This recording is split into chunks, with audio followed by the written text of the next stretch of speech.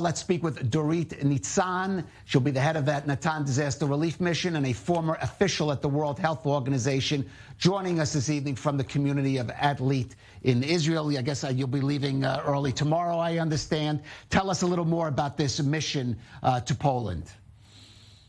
Yes, the mission, as you mentioned, is NATAN. NATAN is an NGO that is absolutely dependent on volunteers, but professional volunteers. We are, as you said, we are nurses, doctors, and social workers, and anyone else. We are going now to assess the needs, and we will be there seamlessly with more volunteers. We have many volunteers, and we are very grateful for those that already registered and enlisted themselves. So we are going to work seamlessly in the area, and hopefully we will also be able to get into Ukraine in the near future to help those that are behind. Right. In the meantime, Dorit, I wonder if there are people even watching this. It could be health professionals, physicians might want to either volunteer for your organization or others. How is this coordinated? Are you working through the Polish government? Is that how the arrangement is being made? Yes, so we are working through the system that is established during crisis, and this is the health cluster system. It is with the UN organizations, and OCHA, which is one of the organizations that is leading emergency response, is going to be settled, is moved now to Krakow in Poland.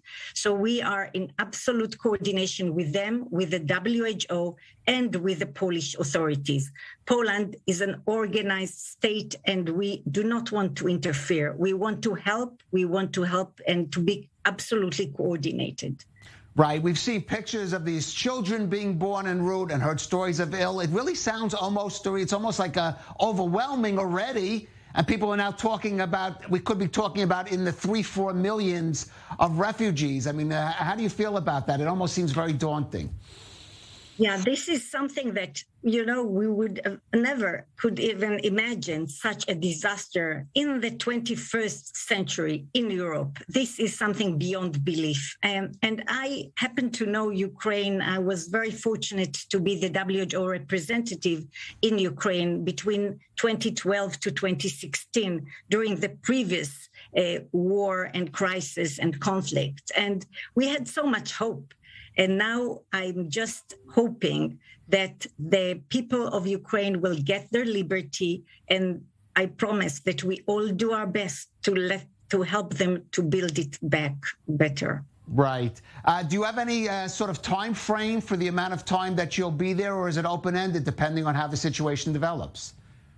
So NATAN will stay there as long as needed. And as you know, we are all volunteers. And some of us, like me, I will come, get organized. By the way, I left WHO. I retired from WHO, from the World Health Organization, where I was the regional emergency director for the European region. I just retired. This was my first Shabbat at home, first Saturday at home. And so I'll come back, get a bit organized, and go back as needed, but others are already queuing to support.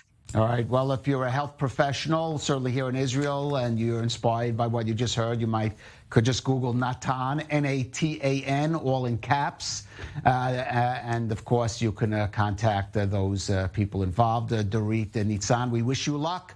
You're leaving early tomorrow morning for Poland on this mission of mercy. We wish our best for you and your team there dealing with the refugee crisis. Thanks for joining us. Thank you very much.